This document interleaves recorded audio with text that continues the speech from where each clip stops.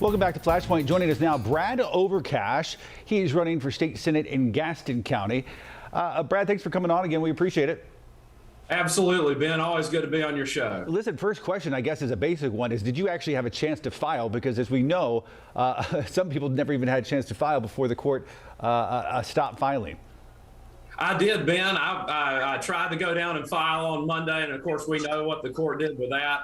But when they reopened filing on Tuesday morning, I take this stuff seriously, Ben. And I was down there with my dear wife, Jennifer, and with Senator Kathy Harrington, who's endorsing me. I went down and filed on Tuesday morning. And why are you running? Ben, I'm running to represent the fine folks of Gaston County because as a native North Carolinian, as a lifelong Republican, I love this county and I love this state. And I want to take our conservative worldview here in Gaston, and I want to take that to represent them in Raleigh. So when it comes to, we talked about the filing and how it's put on hold because of the courts deciding that some of the maps drawn for congressional and legislative races might be gerrymandered or unfair. I know Republicans felt pretty good about these maps, and they even compared them to some of the gerrymandered maps of the past that Democrats drew that looked like salamanders almost, where at least it would appear that these were grouped in a more logical way, some of these districts. That said, I don't have to tell you, North Carolina is a proudly purple state, fairly evenly split politically. Do you feel the maps truly represent, from a political standpoint, the political makeup of North Carolina? Absolutely. We've never seen a more fair process, not by either side, in the history of North Carolina. Remember, Ben, while our legislators were drawing maps, they had live stream video the entire time. The consultants were not in the room while that was going on. The public and the media were allowed in to observe this whole process. I've never seen a more fair process in my life, and I am dumbfounded by what I believe is tantamount to judicial tyranny in taking us through this process. Your top priority if you get to Raleigh? I want to take our conservative reform agenda and continue that. We need to continue to cut taxes and regulations, get government out of our lives. We need to return power to the people the way that it was intended in our founding and by our founding fathers. We have to get things through like voter ID. We need to finally have that. Our people have voted for it on constitutional amendment. The legislature's put it through multiple times. It was signed by then Governor Pat McCrory.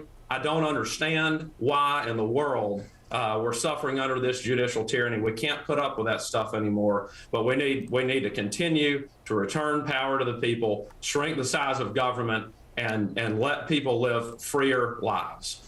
You mentioned Pat McCrory. He's currently locked in a pretty contentious race with Ted Budd for the U.S. Senate seat.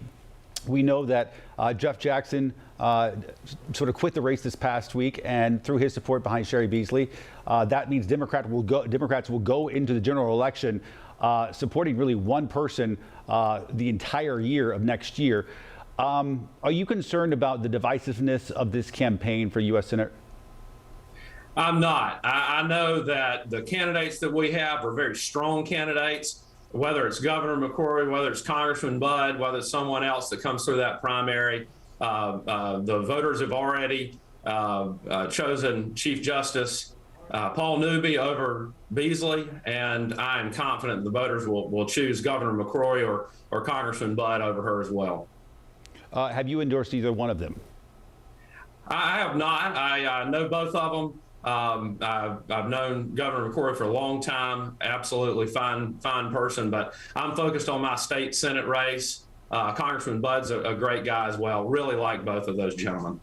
Do you think, though, because I think there's, I know this is not your race, but there is some would say a battle in the Republican Party between Pat McCrory, Mitt Romney, versus someone, say, like a Ted Budd. Do you think that's a fair assessment of the two sides of the Republican Party right now? I don't think so. I mean, I think Pat's his own man. He has his own record that he's running on. I think Congressman Budd is his own man. He has his own record that he's running on. Both solid Republican folks. Both would do a great job. I really reject that either of them are like Mitt Romney. I personally don't care for Mitt Romney's politics. I don't like what he's done. And I don't believe that any of our prominent North Carolina Republicans, they're all far more conservative than a guy like Romney. What about Liz Cheney? How do you feel about Liz Cheney? I think what she's doing right now on this sham panel is atrocious. And the problem with that panel, of one of the many problems with that panel that she's sitting on, is the Speaker of the House calls it a select committee and then doesn't even put on the minority parties, the Republican party's selected people. She only appointed people that have already expressed agreement with her. And I don't appreciate what's going on there. There's nothing fair about that. Ben, as you know, I'm an attorney by profession, and I can tell you that our court system in North Carolina in general would never operate like this panel is doing. I don't see how anybody can look at how they're acting, how it was made up by the Speaker, and say that that's a fair and reasonable process. I think the American people know better, and they're going to reject this. All right, Brad Overcash, running for state senate in Gaston County. Brad, thanks for coming on. We appreciate it.